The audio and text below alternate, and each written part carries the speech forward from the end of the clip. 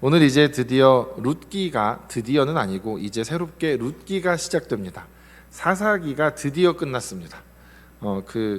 되게 보기 힘들었던, 좀 어려운, 또 참 그 난해한, 또 가슴 아픈 내용들이 많이 등장했던 그 사사기가 이제 끝이 났고, 이제 룻기가 시작을 하는데, 이 룻기의 시대적 배경은 사사기의 시대입니다. 그래서 처음 1절에 보시면 사사들이 치리하던 때에라고 되어 있죠.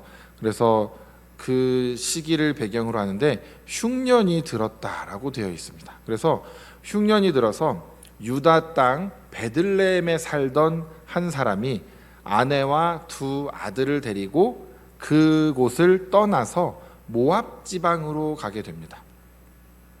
엘리멜렉이라는 사람인데요. 그 사람이 이제 그 베들레헴을 떠나서 이방 나라의 땅으로 가게 됩니다.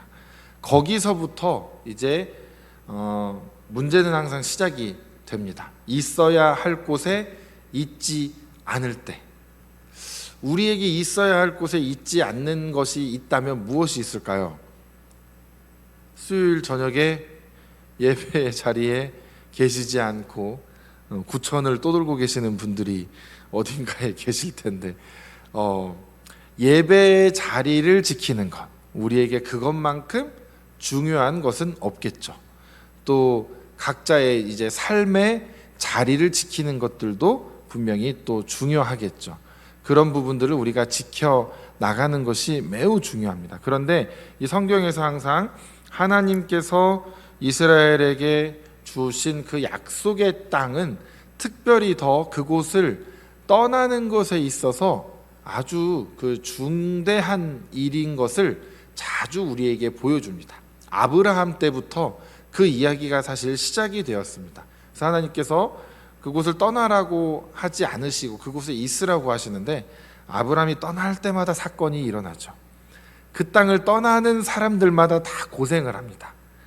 아브라함도 이삭도 야곱도 다 그 땅을 떠나서 아주 고생하고 다시 돌아오죠. 그리고 야곱의 아들 요셉이 또 애굽으로 내려가게 되고, 그 이제 나중에 아버지와 식솔들을 다 애굽으로 데려오게 되지만, 그곳에서 또 오랜 세월 있다가 보니까 또 종살이를 하게 되고, 다시 그래서 그 약속의 땅으로 다시 또 돌아가게 되는 그 여정이 바로 모세와 함께 하는 여정이죠.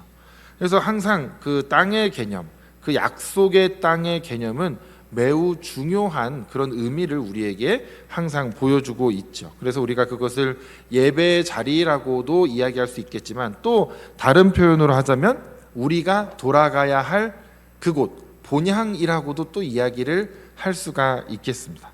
그런데 이제 그렇게 가기 시작하면 알레고리적 해석이라고 해가지고 너무 멀리 가니까, 우리 지금 룻기 얘기하다가 본향 얘기를 하자면 대체 어쩌자는 겁니까, 목사님? 이런 분들이 계실까봐 다시 이제 본문으로 돌아왔어. 본문에 좀 집중을 다시 하겠습니다. 엘리멜렉의 부인이 등장을 합니다. 나오미라는 사람인데요. 이 나오미라는 그 이름이 뭐 이곳저곳에서 많이 쓰입니다. 나오미라는 이름이 서구권에서도 많이 쓰이는 이름이고요. 한국에서도 쓰이나요? 나오미, 나씨 성을 가진 오미 자권사님? 이상한데요? 어쨌든 일본에서도 근데 쓰입니다. 나오미라는 이름이. 그래서 일본에서 신기하다, 서구 이름인데 일본에 있네 하면서 서구로 진출하는 일본 여성들이 나오미라는 이름을 많이 썼다라는 그런 기록들도 있고요. 나오미의 뜻은 뭐냐면 기쁨이라는 뜻입니다. 그러니까 나오미가 오늘 우리가 읽은 본문에 보시면 너무나 이제 힘든 고생스러운 삶을 살게 되죠. 일단 고향 땅을 떠나서 갔는데 남편이 죽습니다. 뭐 이유는 나오지 않습니다. 남편이 죽으니 이제 과부가 되었죠. 얼마나 힘들겠습니까? 그런데 정말로 더 충격적인 건 두 아들도 다 죽게 된다라는 거죠. 아니, 이쯤 되면 제정신으로 과연 사람이 살아갈 수 있을까 싶은데, 이제 그러다가 거기서 어떻게 뭐 먹고 살 방법이 없죠. 여인 혼자서는 사실 먹고 살아가는 게 굉장히 힘들었습니다. 그래서 하나님께서 항상 고아와 과부들을 또 나그네들을 잘 돌보아야 된다라고 하는데 나오미는 두 가지에 해당을 하죠. 지금 과부이자 나그네입니다. 남의 나라에 가 있잖아요. 이방인이죠. 그러니까 어려운 생활을 하다가 6절에 보니까 여호와께서 자기 백성을 돌보시사 그들에게 양식을 주셨다 함을 들었다. 그러니까 이제 흉년이 그쳤구나, 이 소식을 듣게 됩니다. 그러면 내가 이 땅에서 계속 어떻게 있을 것이 아니라 그래도 고향으로 돌아가자라는 이제 마음을 먹게 됩니다. 그리고 나서 두 며느리들과 함께 일어나서 가다가 보니 얘들은 나를 따라올 이유가 이제 없는 거죠. 맞나요? 한국적인 정서에서 한번 생각해 볼까요? 여러분, 만약에 여러분들이 시어머니입니다. 그런데 여러분들의 아들이, 생각하기도 싫지만 어쨌든 먼저 떠나게 됐는데 얼마 살지도 않고 결혼하고 그렇게 됐는데 이제 며느리들을 니들은 이 집에 귀신이 되어라 할 겁니까? 아니면 야 빨리 너도 새 출발해라 하고 떠나 보내주겠습니까? 무엇이 더 며느리를 위한 일일까요?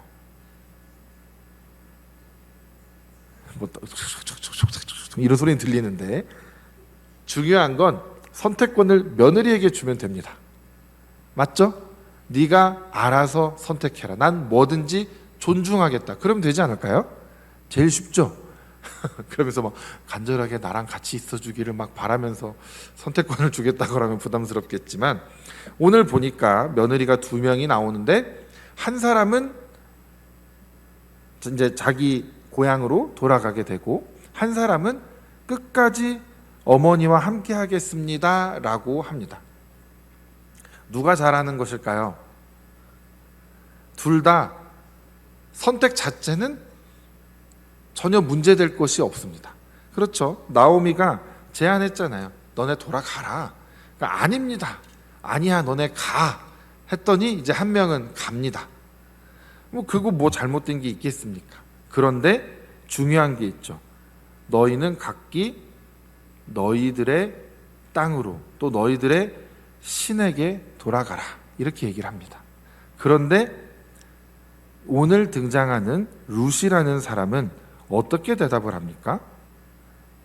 뭐라고 하죠? 신을 어머니의 그 신이 나의 신이 된다라는 고백을 하잖아요. 그러니까 거기에서 이제 확실히 다른 것을 우리가 볼 수 있습니다. 16절 말씀이죠. 어머니께서 가시는 곳에 나도 가고 어머니께서 머무시는 곳에서 나도 머물겠나이다. 어머니의 백성이 나의 백성이 되고 어머니의 하나님이 나의 하나님이 되실 것입니다. 되십니다. 이렇게 고백을 하고 있습니다. 그쯤 되니까 이제 나오미도 그래 그럼 너도 함께 가자 이렇게 얘기를 하면서 이제 같이 길을 이제 떠나게 됩니다. 고향으로 돌아가게 되죠. 그리고 가서 봤는데 자신이 살던 고향에 가니까 알아보는 사람들이 있지 않겠습니까? 쟤 나오미 아닌가? 얼마나 거기서 마음이 힘들었겠습니까? 남편과 2 아들을 데리고 갔는데 홀로 그리고 이방 여인 1명을 데리고 지금 돌아온 그 나오미의 처지가 너무나 괴로울 텐데 사실 아무도 모르는 곳으로 가는 게 좋겠지만 결국은 아무도 모르는 곳으로 가면 굶어 죽기가 딱 좋은 그런 세상입니다. 결국은 그래도 고향 땅으로 가서 얼굴이라도 아는 사람들이 있는 곳에 가야 빌어 먹기라도 하겠죠. 그러니까 그 땅을 참 부끄럽지만 찾아갈 수밖에 없는 너무나 안타까운 지금 상황입니다. 나오미가 이렇게 얘기를 하죠. 나를 나오미라고 부르지 말아라. 기뻐할 게 아무것도 자신에게는 지금 없다라는 것이죠. 그리고 뭐라고 부르라고 하냐면 마라라고 불러달라. 마라라는 것은 우리 마라의 그 쓴물 사건을 아시죠? 쓰다라는 표현입니다. 뜻을 가지고 있습니다. 그러니까 내 인생이 지금 쓴맛밖에는 나지 않는다. 그것을 지금 고백하고 있는 것이죠. 그렇게 이제 나오미가 이야기를 하면서 이제 21절에 보니까 내가 풍족하게 나갔더니 여호와께서 내게 비어 돌아오게 하셨다.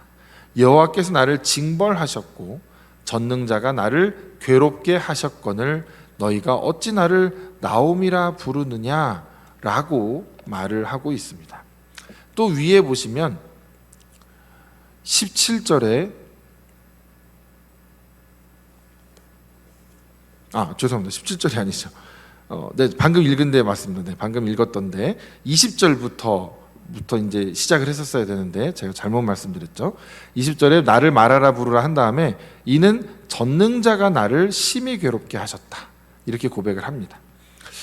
여기서 우리가 무엇을 볼 수가 있냐면 이 나오미가 자신의 괴로움을 이야기할 때에도 하나님으로 인한 고백을 하게 된다라는 것이 우리가 조금 눈여겨볼 부분인 것 같습니다. 이들의 물론 이 삶의 방식과 이들의 전통 안에서 하나님을 빼놓고는 아무것도 말을 할 수가 없는 그런 시대이기는 했지만 사실 사사시대를 보면 알 수가 있죠. 사사시대에 정말 하나님을 잘 섬겼던 적이 과연 얼마나 있었는가. 우리가 생각해 보면 하나님을 떠난 우상 숭배하던 삶이 정말 많았고 나오미가 흉년이 들었다라고 그때 떠났다라고 1절에 기록하는 것으로 보아 분명히 지금 그 시대는 하나님께 범죄하여서 그 땅이 힘들던 시기였겠구나 생각해 볼 수가 있죠.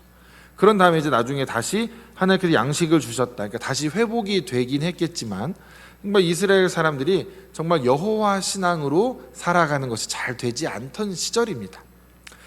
그런데 나오미의 입술에서는 계속해서 여호와 중심으로 이야기를 하고 있다라는 것이죠. 이것이 나오미는 괴롭다라고 이야기를 하고 있지만 결국 우리의 모든 삶의 처음부터 끝까지 하나님의 손 안에 있다라는 것을 결국 고백하고 있는 놀라운 고백인 것은 틀림없습니다. 슬픔의 고백이고 괴로움의 고백이지만 그것이 결국 다 여호와 하나님께 있다. 하나님께서 나를 벌하셨고 하나님께서 나를 지금 이렇게 하셨다라는 것 또한 다 하나님에 대한 믿음이 없이는 사실 나올 수가 없는 고백이다라는 것이죠.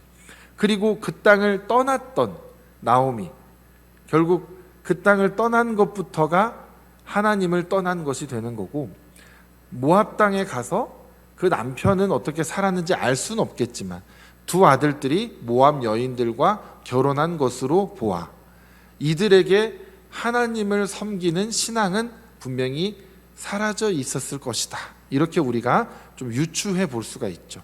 그러니까 지난 삶을 돌아보았더니 명백히 이것은 우리의 하나님을 향한 불신앙이었고 우리의 우상 숭배였음이 나오미의 안에서 고백이 되어지는 것입니다. 그리고 오늘 그것을 이제 후회하는 마음과 이런 마음을 가지고 돌아와서 이제 자신의 고향 사람들 앞에서 그것을 이야기하고 있는 것입니다. 그런데 이 성경에 오늘 우리가 읽고 있는 룻기 1장의 주인공은 누구죠?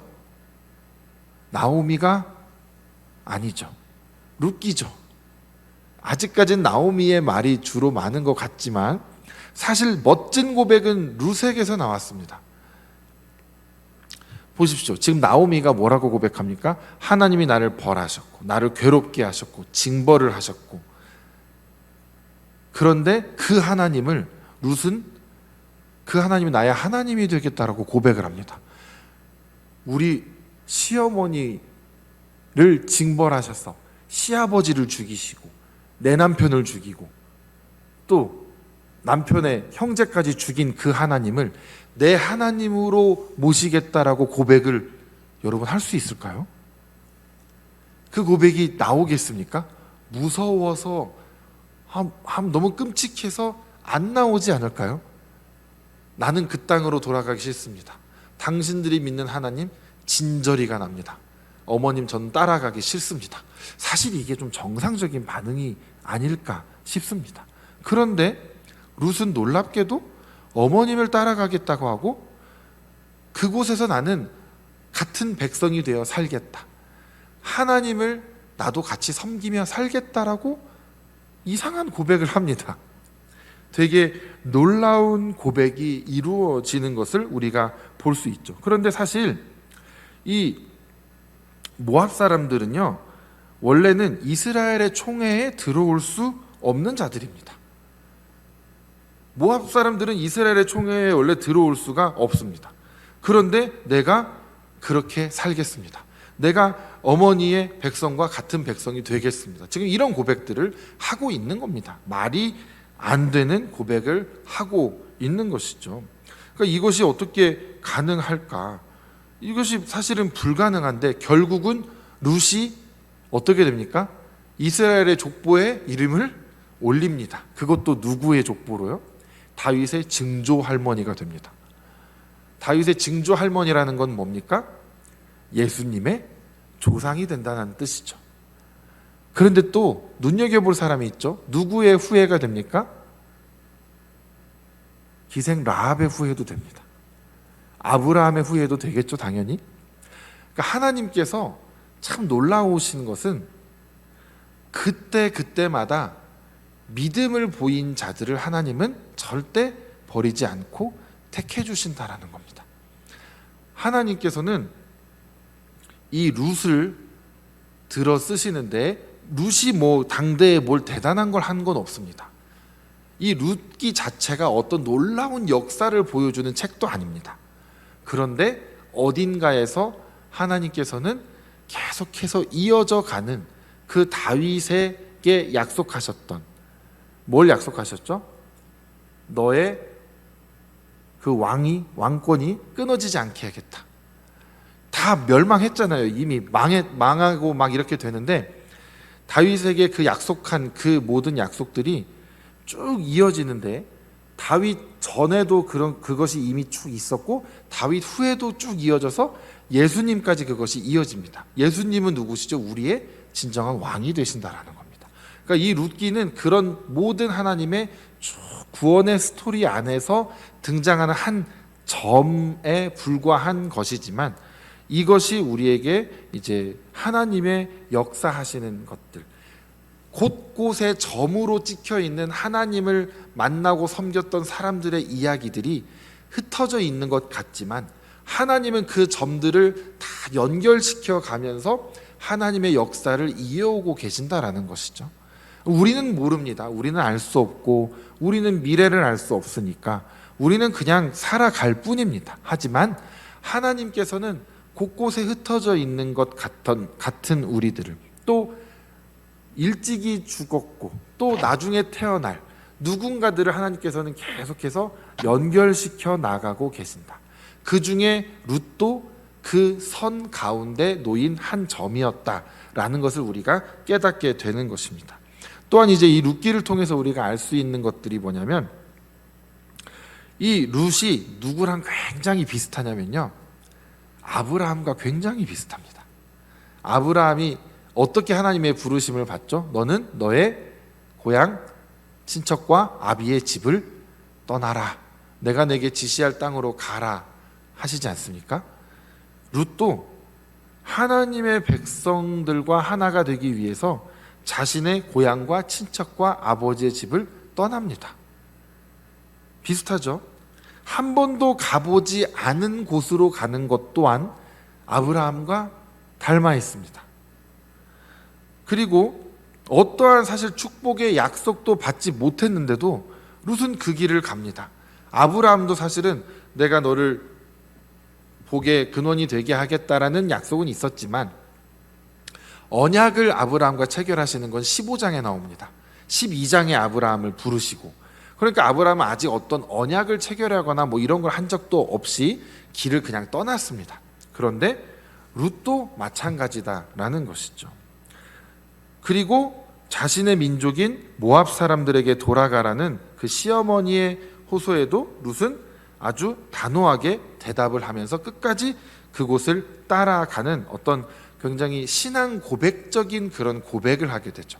내가 그 하나님을 내 하나님으로 섬기겠습니다 라고 고백을 합니다.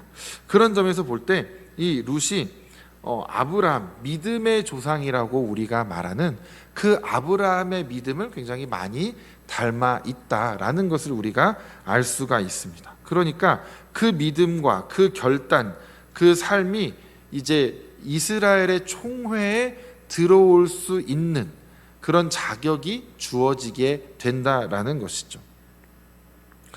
그리고 또 하나 이제 우리가 이 룻기를 통해서 알 수 있는 것이 하나 더 있는데 바로 무엇이냐면 이 이방 여인이었던 룻이 이스라엘 땅으로 들어오면서 이스라엘 총회에 들어오게 되고 하나님을 섬기는 자가 되잖아요. 그런데 에스더서를 우리 혹시 기억하신다면 에스더는 반대입니다.